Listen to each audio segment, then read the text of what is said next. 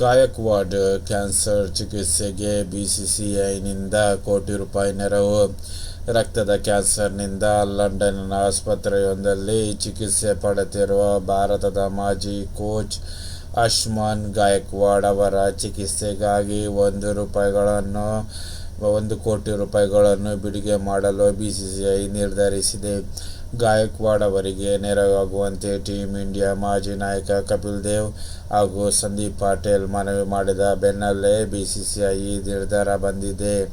ಕ್ಯಾನ್ಸರ್ನಿಂದ ಬಳಲುತ್ತಿರುವ ಭಾರತದ ಹಿರಿಯ ಕ್ರಿಕೆಟಿಗ ಆಯುಷ್ಮಾನ್ ಗಾಯಕ್ವಾಡ್ ಅವರಿಗೆ ಆರ್ಥಿಕ ನೆರವು ನೀಡಲು ತಕ್ಷಣ 1 ಕೋಟಿ ರೂಪಾಯಿ ಬಿಡುಗಡೆ ಮಾಡುವಂತೆ ಜಯೇಶ್ ಅವರು ಭಾರತೀಯ ಕ್ರಿಕೆಟ್ ನಿಯಂತ್ರಣ ಮಂಡಳಿಗೆ ಸೂಚನೆ ನೀಡಿದ್ದಾರೆ ಎಂದು ಬಿಸಿಸಿಐ ಅಪೀಲ್ ಕೌನ್ಸಿಲ್ ಹೇಳಿಕೆ ತಿಳಿಸಿದೆ. ಗಾಯಕ್ವಾಡ್ ಅವರ ಪುತ್ರ ಗಾಯಕ್ವಾಡ್ ಲಂಡನ್ನ ಕಿಂಗ್ಸ್ ಕಾಲೇಜ್ ಆಸ್ಪತ್ರೆಯಲ್ಲಿ ರಕ್ತದ ಕ್ಯಾನ್ಸರ್ ಚಿಕಿತ್ಸೆ ಪಡೆಯುತ್ತಿದ್ದಾರೆ.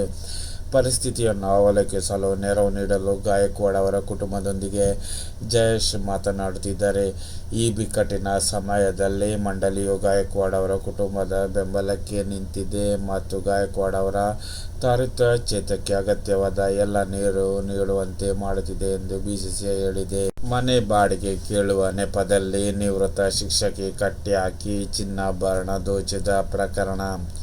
ಬಾಡಿಗೆ ಮನೆ ಕೇಳುವ ನೆಪದಲ್ಲಿ ನಿವೃತ್ತ ಶಿಕ್ಷಕಿಯನ್ನು ಕಟ್ಟಿಹಾಕಿ ಚಿನ್ನಾಭರಣ ದೋಚಿದ ಪ್ರಕರಣ 3ನೇ ದಿನದಲ್ಲೇ ಭೇದಿಸುವ ಮೈಸೂರು ಹೆಬ್ಬಾಳು ಠಾಣೆ ಪೊಲೀಸರು. ಈ ಸಂದರ್ಭ ಖತರ್ನಾಕ್ ದಂಪತಿಯನ್ನು ಬಂಧಿಸಿದ್ದಾರೆ. ಹಾಸನ ನಗರದಲ್ಲಿ ವಾಸವಾಗಿರುವ ಚಿತ್ರದುರ್ಗ ಮೂಲದ ಆರ್.ಡಿ. ವನಿತಾ ಹಾಗೂ ಡಿ. ಚೇತನ್ ದಂಪತಿಯನ್ನು ಶನಿವಾರ ಮೈಸೂರು ರೈಲ್ವೆ ನಿಲ್ದಾಣದ ಬಳಿ ಬಂಧಿಸಿ ಸುಮಾರು 5.50 ಲಕ್ಷ ರೂಪಾಯಿ ಮೌಲ್ಯದ ಚಿನ್ನಾಭರಣ ಹಾಗೂ ಕೃತಕ ಬಳಸಿದ ಕಟಿಂಗ್ ಪ್ಲೇಯರ್, ಖಾರದ ಪುಡಿ ಇನ್ನಿತರ ವಸ್ತುಗಳನ್ನು ವಶಪಡಿಸಲಾಗಿದೆ. ಮೈಸೂರು ಹೆಬ್ಬಾಳು 1ನೇ ಹಂತದ 3ನೇ ರಸ್ತೆಯ ಇಡಬ್ಲ್ಯೂಎಸ್ ನಂಬರ್ 67ನೇ ಮನೆ ನಿವಾಸಿ ಮಲ್ಲಯ್ಯ ಅವರ ಪತ್ನಿ ನಿವೃತ್ತ ಶಿಕ್ಷಕಿ ಶಾಂತಮ್ಮ ಅವರು ಜುಲೈ 10ರಂದು ಮಧ್ಯಾಹ್ನ 12:45 ಗಂಟೆಗೆ ಮನೆಯಲ್ಲಿ ಇದ್ದಾಗ ಆರೋಪಿಗಳು ದಂಪತಿಗೆ ಬಾಡಿಗೆಗೆ ಮನೆ ಬೇಕಾಗಿದೆ ಎಂದು ಕೇಳಿದರು. ಮನೆ ಖಾಲಿ ಇದ್ದ ಕಾರಣ ಅವರು ಕರೆದು ಮನೆಯೊಳಗೆ ಕೂರಿಸಿದ ಶಾಂತಮ್ಮ ಅವರ ಬಗ್ಗೆ ವಿಚಾರಿಸಿದರು. ಆ ವೇಳೆ ಯುವತಿ, ನಾನು ಗರ್ಭಿಣಿ, ಏನಾದರೂ ತಿನ್ನಲು ಕುಡಿಯಲು ಕೊಡಿ ಎಂದು ಕೇಳಿದ್ದರಿಂದ ಶಾಂತಮ್ಮ ಕಾಫಿ ಮಾಡಿಕೊಟ್ಟು ಬಳಿಕ ಖಾಲಿದ್ದ ನೆಲಮಹಡಿಯ 2 ಕೊಠಡಿಗಳನ್ನು ಮನೆ ತೋರಿಸಿ ಏನೇನು ಸಾಧ್ಯವಿದೆ ಎಂಬುದನ್ನು ವಿವರಿಸಿದರು. ಮನೆ ನೋಡಿ ನಮಗೆ ಒಪ್ಪಿಗೆ ಆಗಿದೆ ಎಂದ ದಂಪತಿ ಊಟ ಮಾಡಿಕೊಂಡು ಎಟಿಎಂನಲ್ಲಿ ಹಣ ಡ್ರಾ ಮಾಡಿಕೊಂಡು ಮಧ್ಯಾಹ್ನ ಅಡ್ವಾನ್ಸ್ ಕೊಡುತ್ತೇನೆ ಎಂದು ಹೋಗಿದ್ದಾರೆ. ಆ ವೇಳೆ ಶಾಂತಮ್ಮ ಧರಿಸಿದ ಒಡವೆಗಳನ್ನು ನೋಡಿಕೊಂಡು ಖತರ್ನಾಕ್ ಯೋಚನೆ ಮಾಡಿದ್ದರು. ಮಧ್ಯಾಹ್ನ 3 ಗಂಟೆಗೆ ವಾಪಸ್ ಶಾಂತಮ್ಮ ಅವರು ಬಂದು ಎಟಿಎಂ ಕಾರ್ಡ್ ವರ್ಕ್ ಆಗುತ್ತಿಲ್ಲ, ಮೊಬೈಲ್ ಹೇಳಿ ಫೋನ್ ಪೇ ಅಥವಾ ಗೂಗಲ್ ಪೇ ಮಾಡುತ್ತೇವೆ ಎಂದಿದ್ದರು. ಆಗ ಶಾಂತಮ್ಮ ಹೌದೇ ಅದು ಇಲ್ಲ ಎಂದಾಗ ಊರಿಗೆ ಹೋಗಿ ಶುಕ್ರವಾರ ಸಾಮಾನುಗಳನ್ನು ತೆಗೆದುಕೊಂಡು ಬಂದು ಆ ದಿನವೇ ಅಡ್ವಾನ್ಸ್ ನೀಡಿ ಹಾಲು ಉಕ್ಕಿಸಿ ಮನೆಗೆ ಬರುತ್ತೇವೆ ಎಂದು ಹೇಳಿದರು. ಶಾಂತಮ್ಮ ಇವರ ಮಾತುಗಳನ್ನು ನಂಬಿದರು.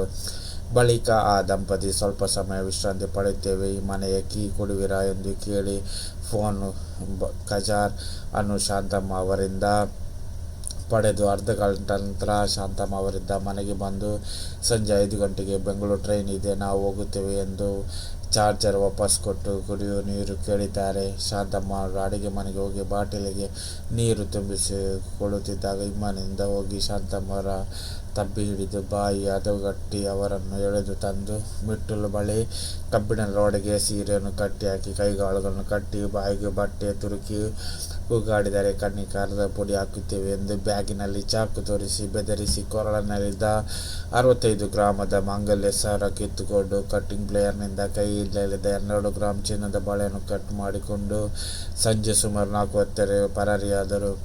ಶಾಂತಮ್ಮ ಪಾಯಸ್ಪಟ್ಟು ಅರಚುತ್ತಿರುವುದನ್ನು ಕೇಳಿಸಿಕೊಂಡ ಎದುರಿನ ಮನೆಯವರು ಮಹಿಳೆ ಓಡಿ ಬಂದು ಕಟ್ಟು ಬಿಡಿಸಿ ನೀರು ಕುಡಿಸಿದರು. ವಿಷಯ ತಿಳಿದು ಶಾಂತಮ್ಮ ಅವರ ಸೊಸೆ ಘಟನೆ ಬಗ್ಗೆ ಪೊಲೀಸರಿಗೆ ಮಾಹಿತಿ ನೀಡಿದರು.